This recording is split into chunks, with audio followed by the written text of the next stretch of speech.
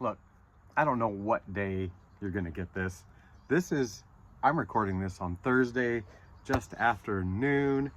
I recorded the video, I watched a little TV, and then I started doing some chores outside. It is beautiful. It's not a sunny day, it is a cloudy day, but it is a sunny kind of cloudy day. And warm, like, whoa, it's not even spring yet, and it's so warm. And I got my little chore done. Oh, hi, I am Trip. This is Real Nature Trip, and we're doing Tarot. And I have the cards and everything. So, yeah, and so this is my second video of the day. I was so excited by getting my thing done. I thought it was gonna be like a few days, and it really, just by step, getting in there, it took 1 hour. And it was a big mess. In an intentional mess. It was a pile I made, but maybe at the end I'll show you. I love you. I love you twice today. And maybe I'm posting this on Friday. Maybe I'm posting it on Thursday as a bonus, or Friday as a, you know, like pre-recorded whatever. Either way, you're going to get it. And second of all, that'll be just what my heart says at the end of this thing. So yeah, I gotta get a good shuffle, because I mean, we just used the deck, and it's got to cool off a little bit. I think I had enough time to cool off. How have you been the last couple of hours? Maybe 3 hours. You know what? The Magician just went by again. That is 2 times in a row that the Magician's on the bottom of the deck. I do have my wild cards in there. They're so wild. I am just so untamed. I'm feral.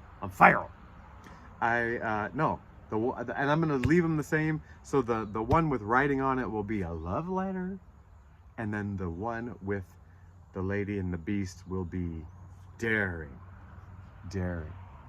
And which, you know, maybe it could be how dare you, you know, depending on the thing. All right, that's a good shuffle. Magician ended up on the bottom. That's gotta be a sign, right?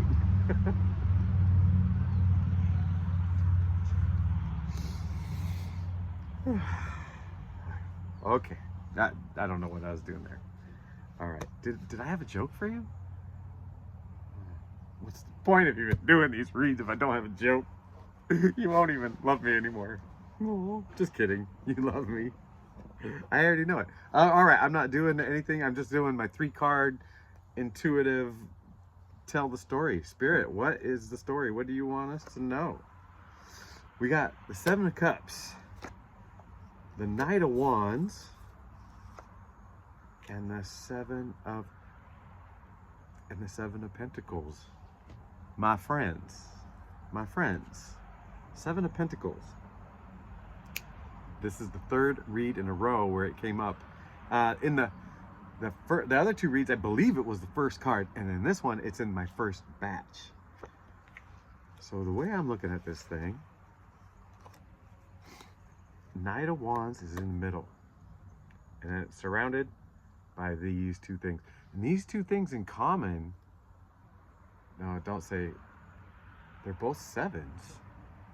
And they're both like deciding, making a choice. They're both making a choice. I know that some people say this one's negative, but I mean, you know, this is dark. I just think you're seeing the silhouette.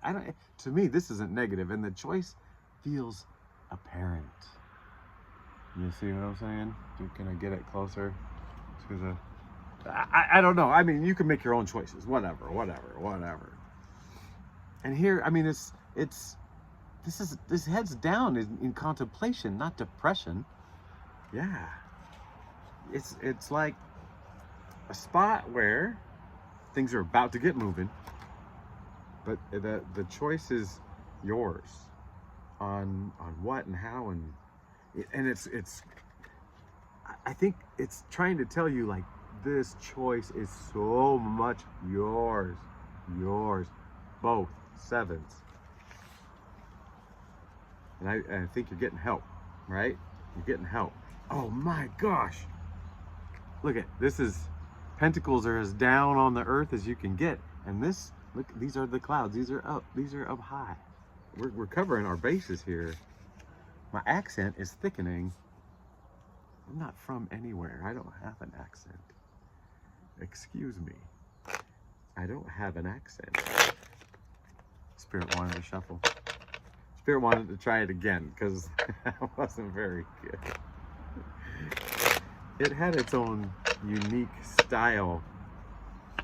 All right, we got Page of Pentacles. That was in the last read too. Knight of Cups. We're reaching a high point here. We're reaching a high point. There's something reaching a high point. Like they're actually reaching up. And the 9 is about the highest point you can get before you're done. You know, before you close out and integrate and give back, and you know, like the whole thing is complete. This is like the height, you know, of your self mastery or whatever it is. And then this guy is zooming, sword pointed high. This is something's coming to a point, coming to a, man, I've joked about this before, but I love it when readers, or actually the people without the cards that kind of do the reading channeling thing, and they'll talk about being on the precipice. You're on the precipice. You're on the doorway. You're at the threshold, you know, and I'm like, this is what this feels like. Like I can't deny that. On the precipice of what, Spirit? What are we talking about? Well, that's okay. Let's get the whole 3 card. Okay, the world, and then like this guy, the world is in his hand. Hierophant. That's the oddball, but I might have to read on him. Hierophant. Oh, rare. I don't even know. It was 7-Eleven when I said that right there. So it feels to me like this is trying to tell you, like, whatever it is you're thinking, it's yours. Yeah? This has got some flavor to it. But I said, Spirit, what's coming to this high point? What are we reaching? What are we reaching up to? It said the world, and then you can see the world in your hands as you're like scoping your possibilities. And then the Hierophant came up, and that threw a curveball. It is a 5, so maybe something to change with the way you're viewing spirituality. Because isn't the Hierophant like the kind of structured passing down of knowledge? You know, man. I mean, I signed up for a Bible study. Spirit guided me there. I'm not a anything, okay? But let's talk about this real quick. I'm not an anything except for what's been shown to me this last couple years. And then I also had like leftover anger, resentment, whatever, that has been lessening over church, you know, and their publications. And so the leaves are rustling quite loud. There's like a couple leaves just traveled. I don't know what that means. But a trusted friend who I already knew was very religious, or very into church and Bible and whatever, and Jesus and all that. And I've always felt a little chagrined, like, I can't, this is the subject we can't talk about because I'm not there. And it worked out where we shared some texts that just like, how are you kind of text, to let's meet for a burger and let's talk about spirituality. Ooh, it got really outity. And then that softened an invitation to me. I saw it as a caring invitation versus a judgy. It seemed very accepting. So I went. It was nothing like I thought, and I was like, I am here to learn, not to judge anything, myself, whatever. So, and at the end of the night, I was like, my friend was like, hey, it was great to have you here. And I told him, I think I'm at another level of, this is like my next level of healing, you know, if you will, in this realm. And that I felt suddenly like it was a new feeling that now, because I told him what I went through, and that's hard for people that go by the book to swallow, I think. And what did I say? Well, I can't remember now, so it must not be that big a deal. It'll come back if it's important. Wow, I got lost. I just got so lost. So it could be that. But the other thing is yes. Sorry. This is gonna add some minutes. I'll be quick. And I lost it again. I realized then that if I'm going to share the things that I've experienced over the last couple of years, then I kind of require, it requires the other person to be accepting, soften their heart, open the mind, spin that back on myself. And I felt like I am finally able, with, the Bible, to soften my heart and open my mind and actually try to learn. And there were interesting things, and I'll talk about that some other day. But the other thing I did today was look up, do we even have a Buddhist, like, church, what do you call it, in the area? And I was like, we have one half an hour from here. I was like, maybe I go there too. It's not something I ever thought about doing. So maybe that's what's happening with you as well. Are you reconfiguring how you see it? And it's hard for me to know, because I feel like we've been on this adventure together for a while here, and a lot of us are in the same boat, where it's like we've been given a gift of a glimpse of some truth, and it's super personal, right? And so it's hard for us to imagine what's that institution, that throughout history has shown it's not the best thing in the world or whatever.